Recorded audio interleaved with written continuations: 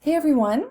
So this week we are doing something important. We are beginning our foray into some scholarly perspectives on grief.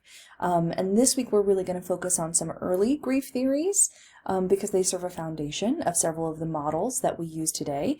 Next week we're going to dive really deep into different task and phase models, and those are the models, the ones we covered next week, that you're going to be utilizing in this class in various papers, etc. But it's important to understand kind of some of the first scholarly writings on grief, and also we're going to look at some critiques of those perspectives, which are really important, and also give a look at culture and how culture informs our grief experience. So again, when we're talking about grief theory, especially early grief theories, they were really concerned with a question of what defines appropriate or successful grieving. And today we might say, we know that there's not a one-size-fits-all for that. And I really like this kind of quote from the text.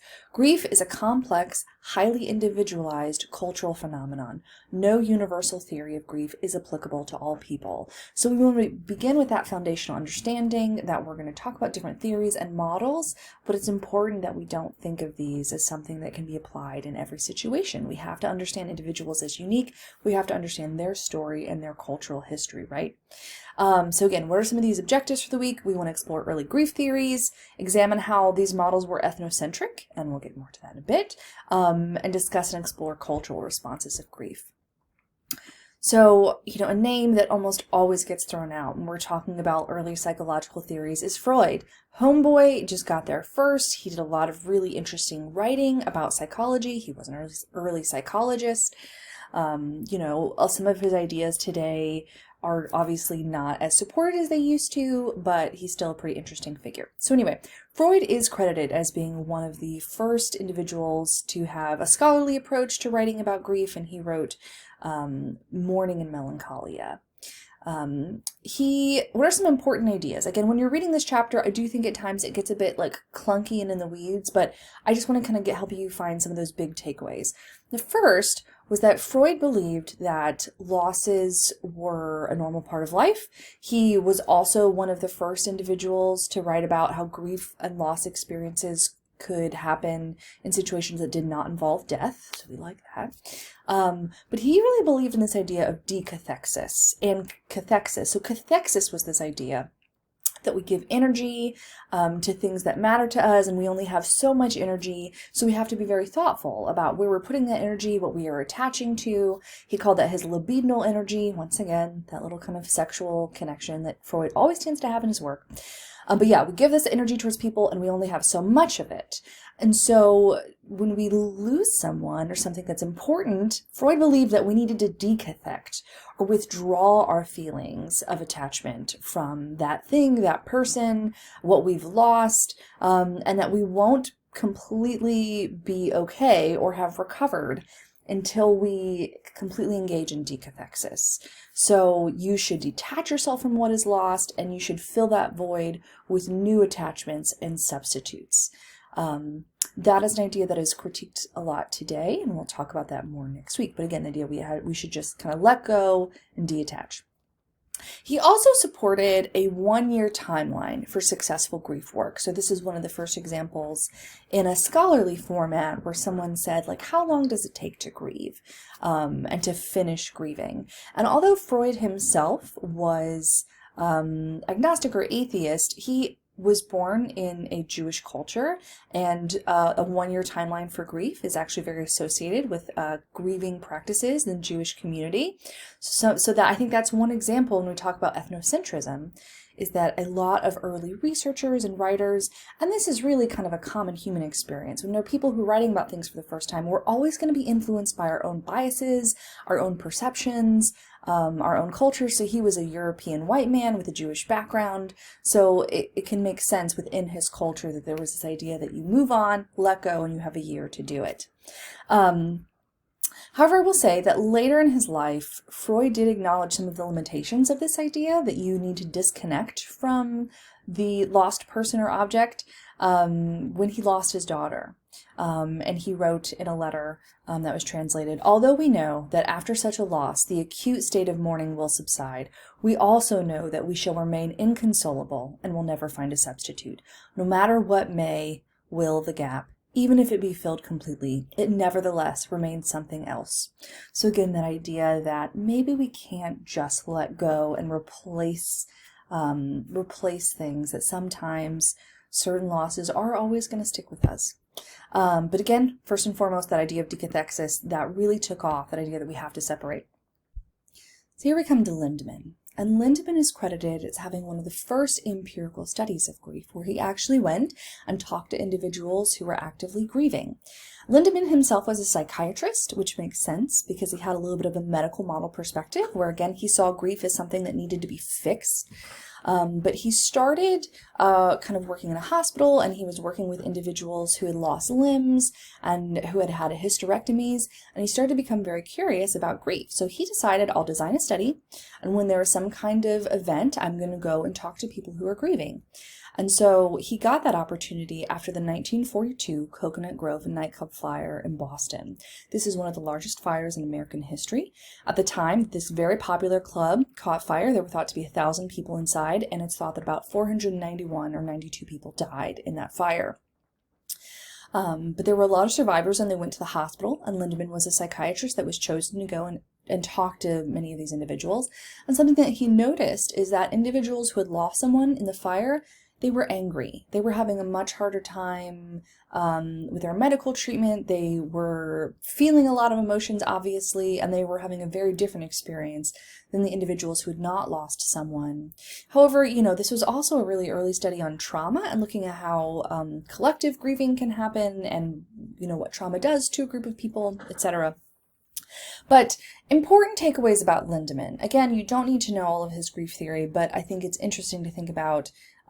He was the first person to really promote the idea of grief work as necessary. Freud believed in grief work, but he also had a little bit of space for saying, grief is a normal thing, but he believed that grief work could be something that you do on your own. Lindemann believed that people needed to go see a medical professional. They needed to confront their grief reactions, confront their negative responses, and again, move through grief. And he also believed this could be done with a psychiatrist over a period of a month and a half. We now think of that as just bananas. This is a discredited idea today, but this was really influential and influenced to some of the psychopathologizing as grief that we have seen in the last century. The idea that grief is something that should be gotten through quickly, that we have to do this work with a professional. So again, it really takes a very medical perspective of grief instead of viewing grief as a normal part of life. He also supported the concept that we should be emancipated from bondage to the deceased. Does that sound like decathexis? Because that's what it is. That idea of we need to separate, we need to no longer be attached to what was lost because that's not going to help us. Again, we have different ideas about that today, but that's where some of those really prominent ideas play out. And I think those are ideas that you can still see in our culture at large when we expect people to get through grief quickly. I think something that was mentioned in this book, or maybe it was another reading, I have several grief books that I read, is that, we almost have more understanding in our culture when people are ill than when people have a loss. We expect people to get over losses very quickly. And then John Bowlby. Now, we talked about him last week. Attachment is a very important perspective for understanding grief. But again, we just want to remember that he highlighted the importance of emotional attachments and that we experience deeper grief with individuals with whom we have stronger bonds. And Bowlby was very interesting. He studied children who had lost parents in World War II, as well as widows and mothers. And so his attachment theory is really looking at relationships. And the basis of attachment theory is also that there are different attachment styles, such as being very secure, anxious, preoccupied, dismissive, avoidant, fearful, avoidant. We're not going to go into all those attachment styles here, but I do think attachment theory is very interesting, and if you're in the mental health field, worth reading up on. But there has been some research about how more securely attached individuals experience less distress and grief, but again, there can be mixed results. But I think another really important idea that's very interesting is that Bowlby acknowledged that, with this idea of we're attached to things, we lose them, it causes a lot of pain, and Freud and Lindemann were saying, oh, you should detach. Bowlby acknowledged that some bonds are going to persist no matter what when interrupted by death. And again, all of these theories are really looking from a death lens. We want to look at more than that here. But Bowlby acknowledged, like, for example, when someone loses a spouse and then remarries, they can be very happy in that new relationship. But that doesn't necessarily mean they no longer feel grief or attachment to the partner they had before.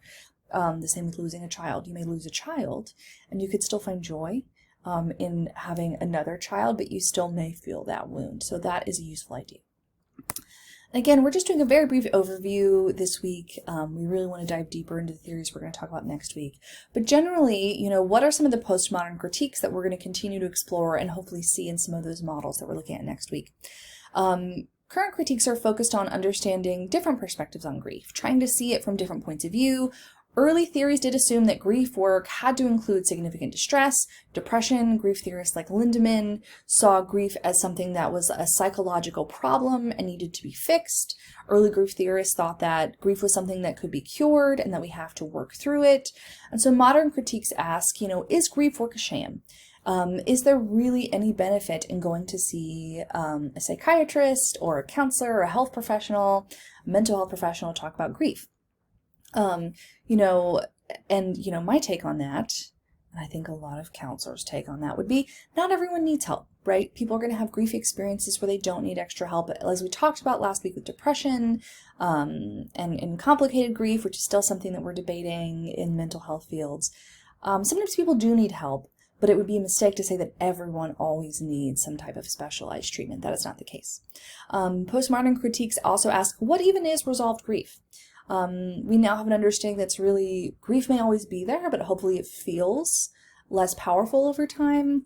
It feels less negative over time, but a lot of grief experiences don't necessarily go away. Some do. I think especially losses that are not related to death, people can kind of work through those grief experiences and find new meaning and new things, and it might not hurt in the same way, but the loss of a loved one, we no longer expect that that's just going to go away. And is it a worthy goal? Should we be just trying to just work through our grief and say that we're all fine? Again, maybe there's, that is a little bit of a black and white way of looking at grief. And finally, we just want to reiterate that point, that we want to think about grief as something that is very individualized, and that no grief theory fits all.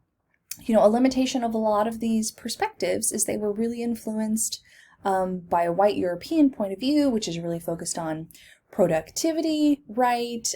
Fixing things, progress. So these ideas that you're just supposed to get over things, you're just supposed to kind of get back to work, continue to be productive, stuff those feelings down. Those cultural experiences influenced all of those authors. So we want to understand different cultural perspectives, because we cannot understand a grief reaction without understanding the cultural influences, such as spiritual influences, religious influences, ethnic and racial norms. When people are grieving, they turn to their cultural norms to help ground them, to make sense of what's going on. But there are also many different cultural perspectives about death, about loss. What is and is not appropriate grieving can look very different in different cultures. Grief rituals look different in different cultures.